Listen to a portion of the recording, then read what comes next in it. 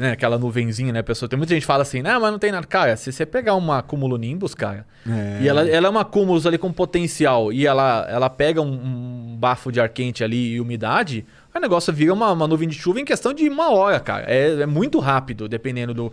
E ali na Flórida o clima é complicado. Né? Tem muito vento, é muita umidade, é muito quente, então ali é um local perfeito para formar tempestade.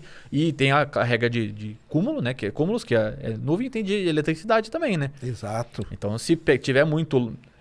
na Rússia não existe nada disso. Na Rússia, cara, soltam com nevasca, tá caindo. Tá caindo raio, os caras soltam, cara. Não, cara, é impressionante, cara. Sabe o que me impressiona na Rússia? Nem é isso, cara. É 20 minutos antes, o cara tá ali. O cara tá embaixo do foguete, cara. Se você... mas é um foguete... Tá, vamos explicar. Aquilo é uma bomba controlada. Exato, cara. Cheio de oxigênio líquido e propelente, né? E RP1, né, no caso.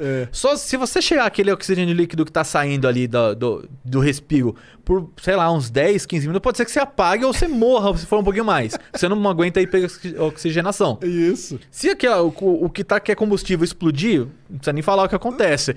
Então, cara, não é um lugar pra você estar lá. E tá passando ônibus, tá passando a caravana, tem cara lá em cima, na torre, cara. Eu acho isso que me deixa impressionado, são malucos, cara. Ali de boa, assim, o foguetão ali, cara, respirando já pra subir. Baforada pra todos os caras lá, ó. Tumba!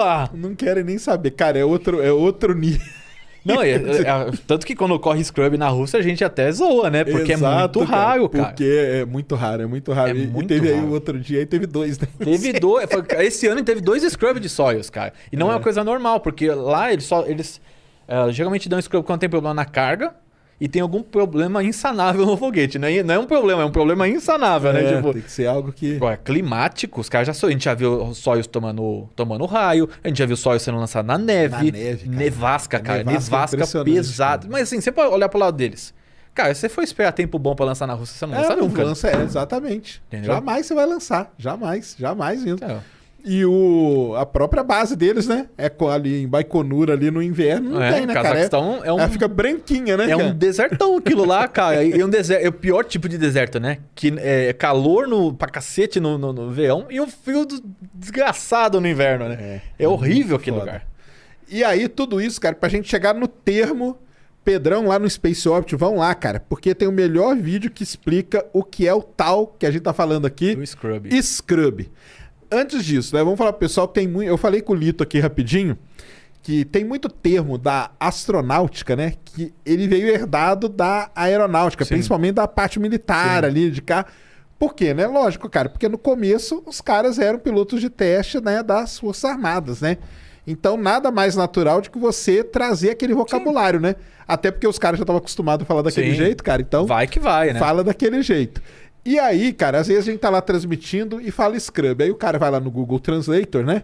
Mete Scrub e aparece o quê? Esfregar, né, cara? Fala, ué, o que é isso, cara? O que tem a ver uma coisa com a outra? Exatamente. E explica pra nós o tal. Galera, vai lá no Space Orbit, bate aí pra você ver o vídeo dele, mas explica aí pra mim o tal do Scrub, cara. O Scrub, ele tem um significado, a origem da palavra e tem o que ela significa no contexto atual, que é quando tem um adiamento de um lançamento. Mas o Scrub, eu sempre considero o Scrub a partir do momento que eles deram início à contagem pro lançamento. Significa contagem, que é uma contagem em horas, não é uma contagem em minutos, né? Então, por exemplo, se o lançamento, que nem o Inspiration 4, foi adiada de terça pra quarta. Ele não é um Scrub isso, porque não teve contagem, eles não começaram. Não abriu, né? Não abriu a contagem. Mas se eles abriram a contagem de lançamento, seja de 1, 2, 3, 4, 5 horas, e aí sim é um Scrub, ou seja, adiamos, parou, cancelou o lançamento por hoje, não vai ter lançamento. Tem alguma coisa, tem várias coisas que entra, que é tempo, né, meteorologia, algum problema na tripulação, problema na cápsula, problema no foguete, ou até no próprio sistema de solo, que também acontece. Sistema de solo, invasão da área de exclusão, exatamente. Tudo isso pode, dependendo do tipo de janela ali, que janela é o tempo que o foguete pode ser lançado, né? Então, não dá pra explicar Scrub também sem explicar a janela de lançamento, né? Pessoal, muita gente me pergunta, né, cara? O que é essa tal dessa janela de lançamento aí, né, cara? A janela é a hora que você precisa sair, basicamente, pra você chegar no seu objetivo. E hoje a janela, pessoal, ela tá muito mais apertada porque tem muito mais satélite passando. Tem foguete, mais foguete também, né? Tem mais foguete, tudo. Então você tem... O cara recebe, né, um catálogo do que tá passando em cima dele ali na hora para ele poder saber as janelas ali. Esse ano mesmo, acho que teve um hold... Acho que foi da ULA por causa de satélite passando. Isso. Então eles tiveram que esperar uns 10 minutos só pra... Assim, é lógico que é uma margem absurda de segurança.